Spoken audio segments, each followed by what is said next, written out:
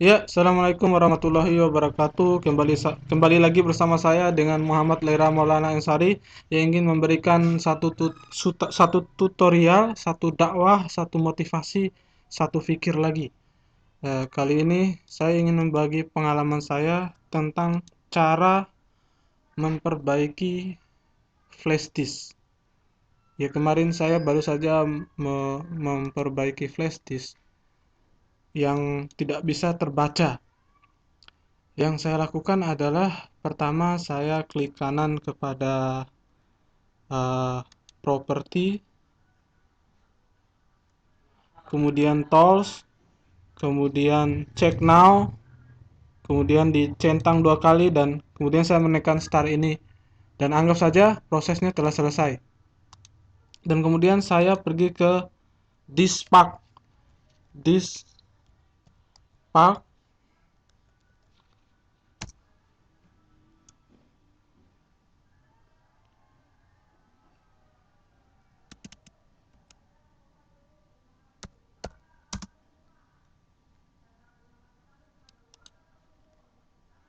Tunggu sebentar. Ya, ini dia disk parknya. Kemudian saya mengetikkan perintah list volume, kemudian karena drive flash disk saya ada di G, maka saya memilih select volume 5, enter. Kemudian saya menekan clean, ya, clean. Saya mengetik clean, kemudian uh,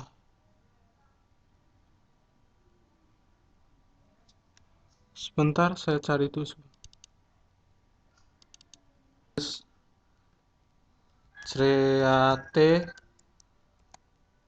Create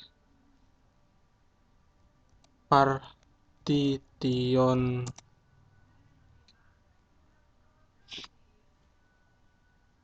primary. Mari. Kemudian saya ketik select partition 1.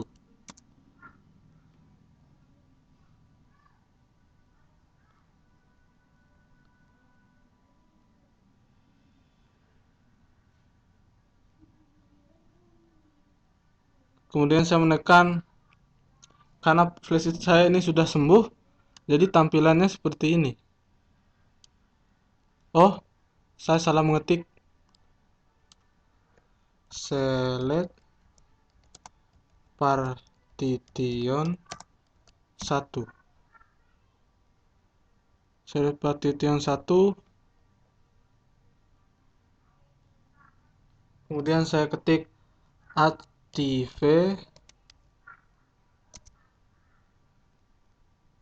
Setelah itu saya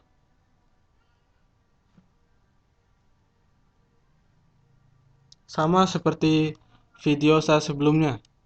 Jadi kemarin saya otak-atik, saya googling, ternyata cara memperbaikinya adalah seperti ini.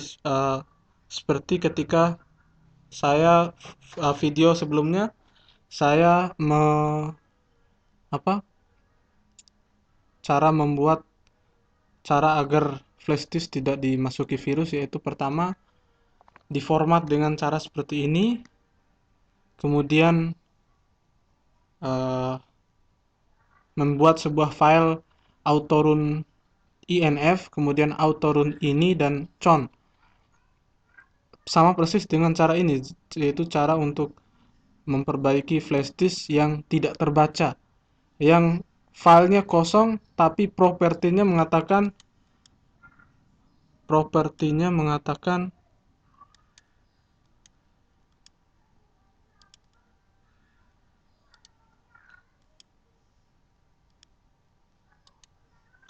propertinya mengatakan uh,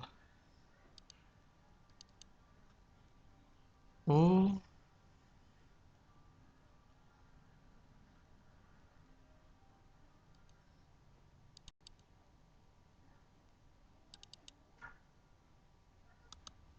ya, propertinya mengatakan bahwa tuh,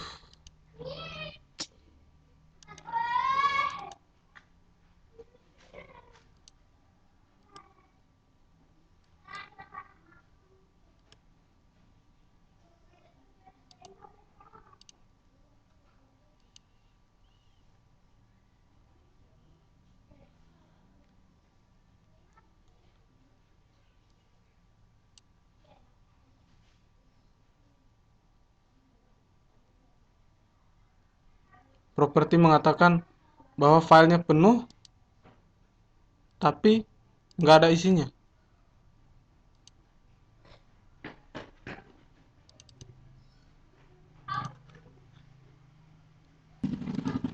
Proper kenapa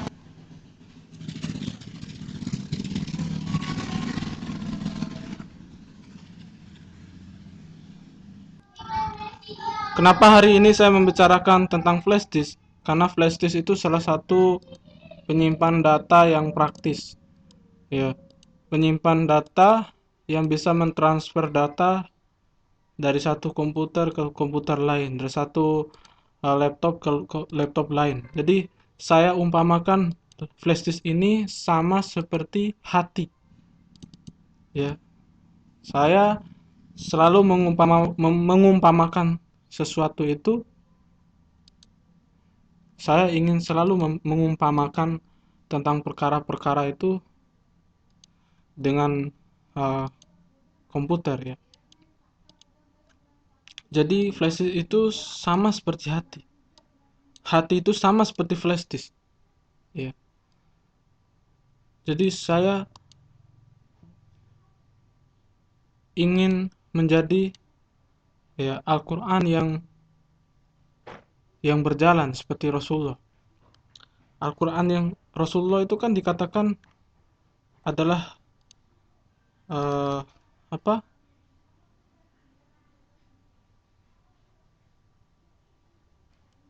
Al-Qur'an yang berjalan.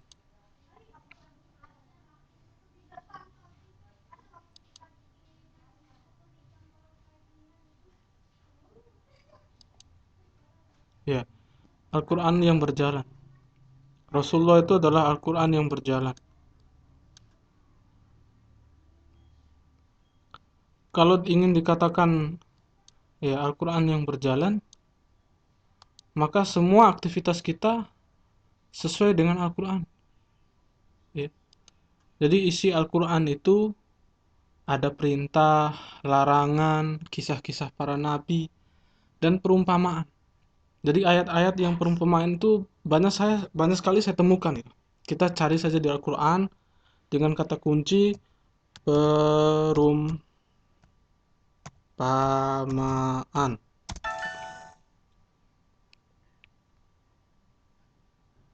Nah, ini banyak sekali, ya. Ada 58 ayat. Kita ambil saja salah satu.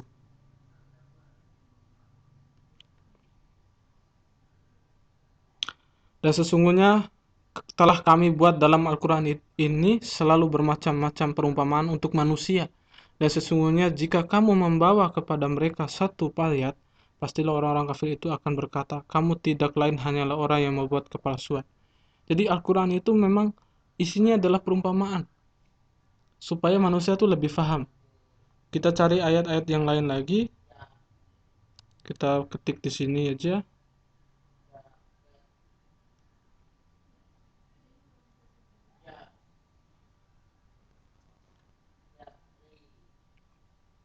Hai manusia, telah dibuat perumpamaan, maka dengarkanlah olehmu perumpamaan itu. Sesungguhnya segala yang kamu seru selain Allah, sekali-kali tidak dapat menciptakan seekor lalat pun, walaupun mereka bersatu menciptakan. Dan jika lalat itu merampas sesuatu dari mereka, kembali lalat itu. Amat lemahlah. Kita mencari lagi yang lain. Ini dia. Hai manusia, maka perumpamaan orang yang seperti itu, hai orang manusia, janganlah kamu menghilangkan pahala sedekahmu dengan menyebut-nyebutnya dan menyakiti perasaan si penerima, seperti orang yang menafkahkan hartanya karena ria kepada manusia dan dia tidak beriman kepada Allah dan hari kiamat.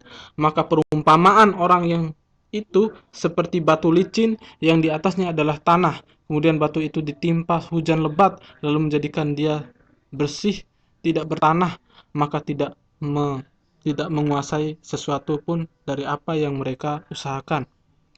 Jadi isi Al-Quran ini adalah perumpamaan-perumpamaan. Jadi kalau kita ingin uh, menjadikan diri kita ini adalah Al-Quran berjalan, salah satu sifat Al-Quran itu memiliki perumpamaan-perumpamaan selain daripada perintah, larangan, kisah-kisah para nabi.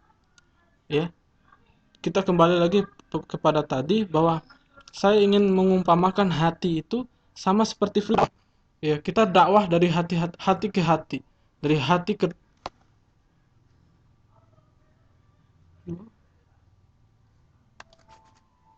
dari hati ke hati, dari mata ke hati, dari hati ke mata, mata ke mata, mata ke hati.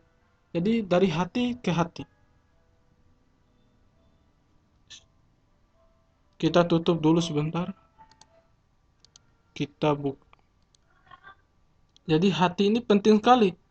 Bahkan ketika kisah Nabi Ayub alaihissalam ditimpa suatu penyakit, diuji oleh iblis laknatullah. Setelah dia berhasil mengeluarkan Adam dari surga, kemudian dia ingin menggoda Nabi Ayub dengan cara dia memusnahkan semua hartanya Nabi Ayub.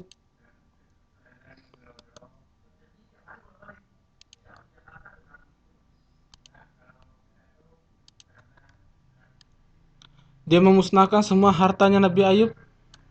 Kemudian dia menyuruh, dia bernegosiasi dengan Allah. Dia ingin menguji keimanan Nabi Ayub, apakah dia beriman menyembah Allah karena harta yang diberikan oleh Allah Subhanahu wa taala atau hanya ya atau tidak. Kemudian iblis bernegosiasi dengan Allah ingin menggoda Nabi Ayub dan menyuruh para jin, mengumpulkan para jin di tengah laut dan menyuruh para jin itu membakar semua hartanya Nabi Ayub. Dan kemudian dia datang kepada Nabi Ayub yang sedang melakukan sholat. Dia mengatakan bahwa semua hartamu telah dihanguskan oleh Allah. Apakah kamu masih mau menyembahnya? Itu adalah harta yang diberikan oleh Allah. Kalau dia ingin mengambil, itu adalah urusan Allah. Kemudian iblis tidak putus asa, kemudian dia mematikan semua anaknya yang jumlahnya 12 orang, 8 orang laki-laki dan 6 orang perempuan dimatikan oleh iblis. Dan berkata lagi kepada Nabi Ayub, anakmu telah dimatikan oleh Allah. Ini dia 8, dimatikan oleh Allah. Dan Nabi Ayub mengatakan itu semua harta dan anak adalah titipan Allah. Dan apabila Allah mengambilnya, itu adalah milik Allah. Kemudian Nabi Ayub ditimpa satu penyakit sehingga membuat membuat 2 istri dari 3 istrinya itu meninggalkan beliau.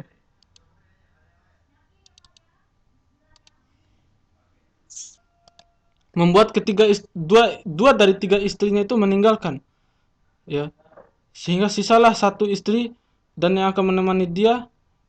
Hingga ada tetangganya yang menggoda istrinya, wahai, engkau tinggalkan saja engkau bawa suamimu itu ke tempat yang jauh, kalau tidak aku akan memaksa kalian untuk pergi, kata tetangga-tetangganya. Kemudian dia menggendong Nabi Ayub hingga tempat yang jauh. Maka di sanalah Nabi Ayub dimakan oleh ulat-ulat.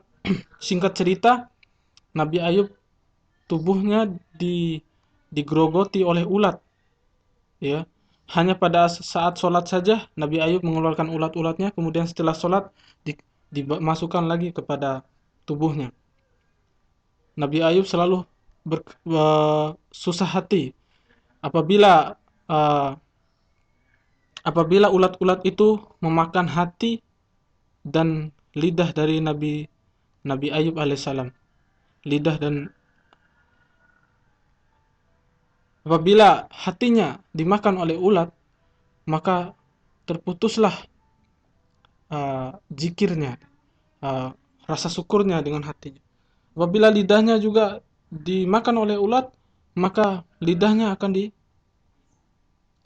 tidak bisa berzikir kepada Allah. Maka akhirnya ulat itu memakan tersisalah akhirnya ulat-ulat itu saling memakan karena dagingnya Nabi Ayub itu sudah tidak ada lagi, tersisa tulang dan saraf-sarafnya. Maka tersisalah dua ulat yang saling memakan. Satu ulat pergi ke memakan hatinya, satu ulat memakan lidahnya. Dan kemudian lidah dan kemudian ulat itu jatuh kepada air, maka menjadi lintah yang dijadikan untuk bekam darah orang-orang zaman sekarang. Dan ulat yang ke darat itu menjadi lebah yang menghasilkan madu, menjadi obat bagi segala penyakit. Bahkan dalam Al-Quran bahwa lebah dijadikan nama Al-Quran, yaitu An-Nahl, ya.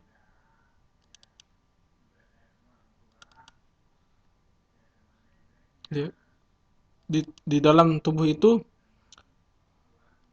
di perut lebah itu keluarlah minuman madu yang bermacam-macam warnanya. Di dalam terdapat obat yang menyembuhkan bagi manusia. Sesungguhnya pada yang demikian itu benar-benar terdapat tanda-tanda kebesaran Allah. Jadi itulah keberkahan Nabi Ayub yang bisa kita rasakan sekarang, ya. Pelajaran yang kita ambil bahwa pentingnya hati itu dijaga, ya. Bahkan Nabi Ayub rela seluruh tubuhnya dimakan kecuali hati dan lidahnya. Jadi betapa pentingnya hati ini.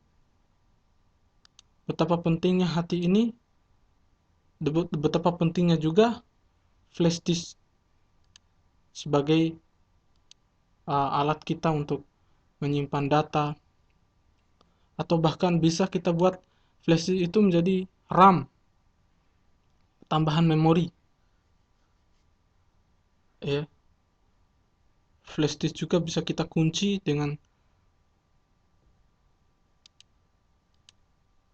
flash disk itu bisa terjangkit oleh virus.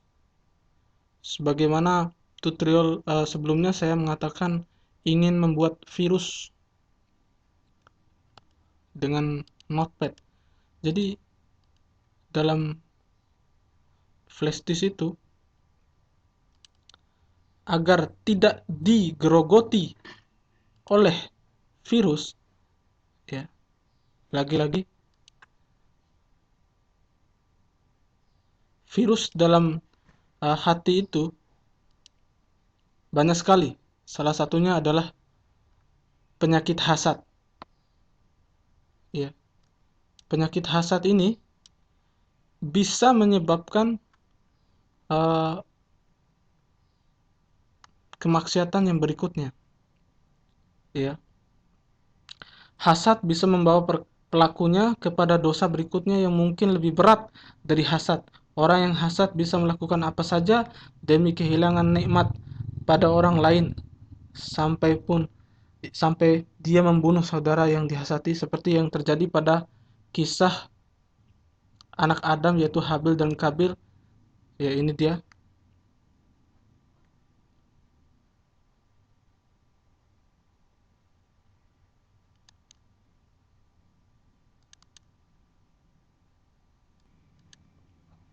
Ceritakanlah kepada mereka kisah kedua anak Adam, Habil dan Kabil.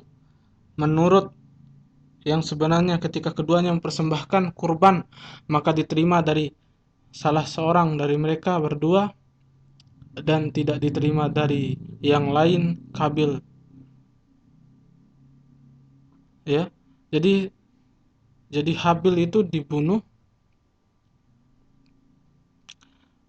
oleh Kabil, ya.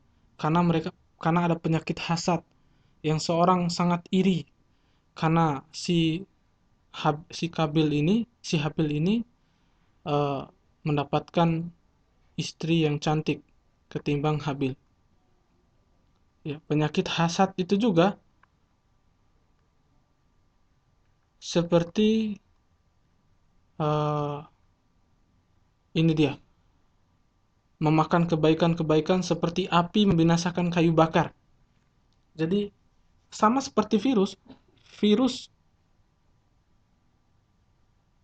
virus akan menghapus data-data atau melipat gandakan atau menyembunyikan. Jadi virus itu sama dengan penyakit hasad ini.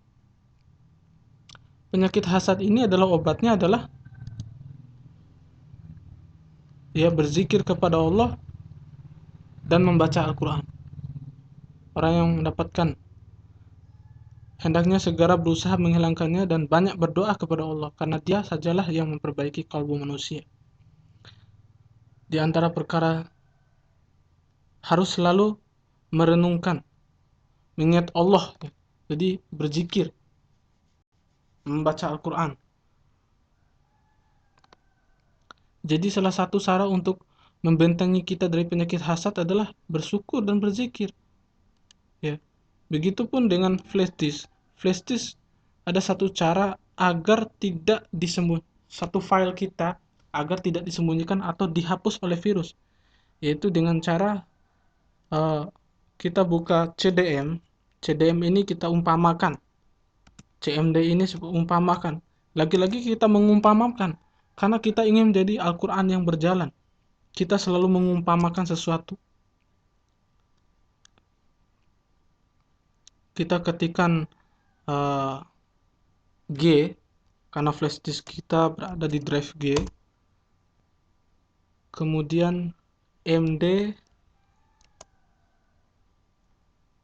Autorun INF, kemudian Autorun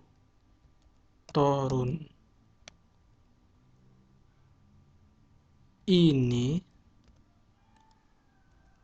kemudian con,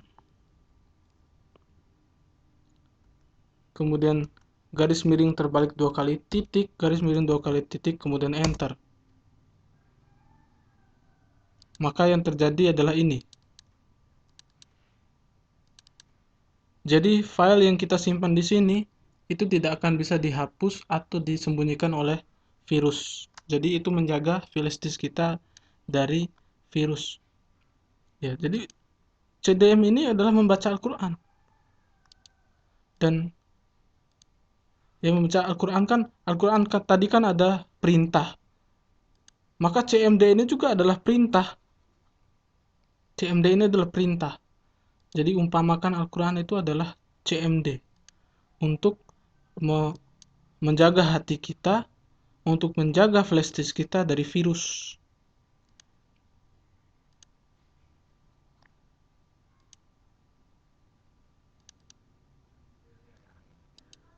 Kemudian ada lagi kisah seorang penghuni surga karena satu amalan yang sederhana. Lagi-lagi saya mengatakan hal yang sederhana, karena perkara yang sederhana itu jangan kita remehkan, akan mendatangkan kebaikan. Diriwayatkan dari Anas bin Malik bahwa ketika ada Rasulullah telah duduk-duduk dengan uh, para sahabatnya, dia mengatakan ada seorang penghuni surga yang akan melewati kita ini dengan wajah yang dipenuhi dengan air wudhu, ya. Kemudian para sahabat terkaget-kaget. Di hari berikutnya juga Rasulullah mengatakan hal yang sama sampai hari ketiga. Dan ada salah seorang sahabat, yaitu Abdullah bin Umar bin As, mengikuti tersebut. Dia beralasan ingin mengikuti mengikuti orang itu. Apakah yang menyebabkan orang itu bisa dikatakan penghuni surga? Dia mengatakan, aku ingin tidur di rumahmu karena aku punya masalah dengan keluargaku. Lalu orang itu mempersilakan Abdullah bin Abdullah bin Amr Abdullah bin Amr bin As menginap 3 hari. Dia memperhatikan seluruh kegiatan orang tersebut, ya. penampilannya biasa saja. Dia sholat sebagaimana biasa, melakukan amal biasa-biasa saja,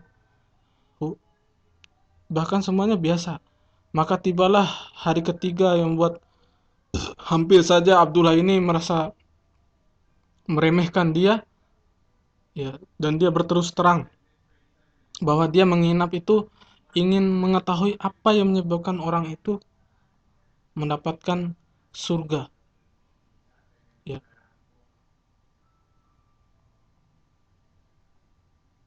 Dan orang itu mengatakan,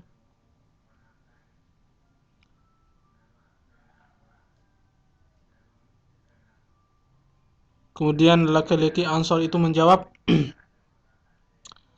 ya, sebagaimana yang kamu lihat, aku tidak mengerjakan amalan apa-apa, hanya saja aku tidak pernah mempunyai rasa iri kepada sesama muslim atau hasad terhadap kenikmatan yang diberikan Allah kepadanya. Nah, itulah yang membuat dia ini menjadi penghuni surga. Dia tidak punya rasa hasad, rasa iri kepada orang lain. Apa yang diberikan oleh Allah kepada orang lain tidak pernah dia irikan. Itu adalah nikmat orang lain. Tidak pernah iri. Karena iri yang tadi yang saya katakan tadi dapat memakan kebaikan. Seperti saya umpamakan iri, kembali lagi, iri itu adalah sebuah virus yang akan menghapus data kita. Sama seperti iri akan menghapus kebaikan kita. Maka amalan sederhana ini, tidak kita menjaga data kita dari virus, itu satu perkara yang sederhana, akan menyelamatkan data kita, ya. Di satu sisi kita melihat sahabat yang begitu antusias untuk melihat amalan, sekecil amal apapun amalan itu, ingin dia totalitas, fastabiqul khairat, sederhana, dengan amalan yang sederhana tapi mampu membuat para sahabat yang mulia itu tercengang-cengang. Ini dua sisi yang berbeda. Itulah agama kita begitu indah, dengan berbagai macam keanekaragaman akhlak manusia yang mengarah kepada iman dan takwa saja, tidak mengarah kepada yang lain. Ya, jadi itulah yang sangat bermanfaat, betapa penting hati digunakan sebagai flash disk. Ya, niat kita adalah menjadi Al-Quran yang berjalan.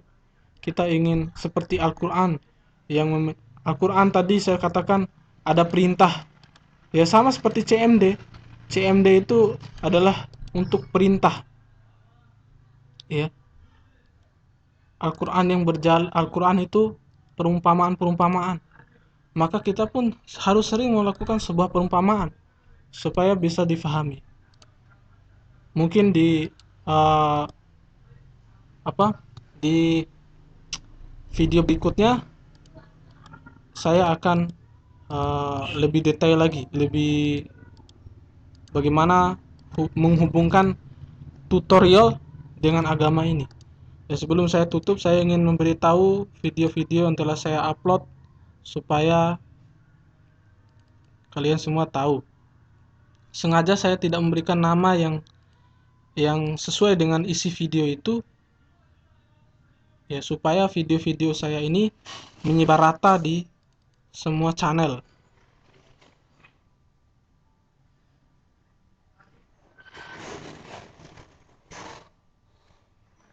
Ini kemarin saya baru saja mengupload, mana tadi?